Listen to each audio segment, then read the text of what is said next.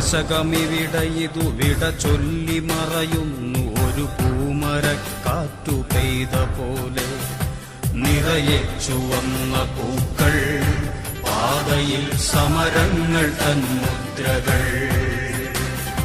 നിറയെ ചുവന്ന പൂക്കൾ, പാതയിൽ സമരങ്ങൾ തൻ മുദ്രകൾ.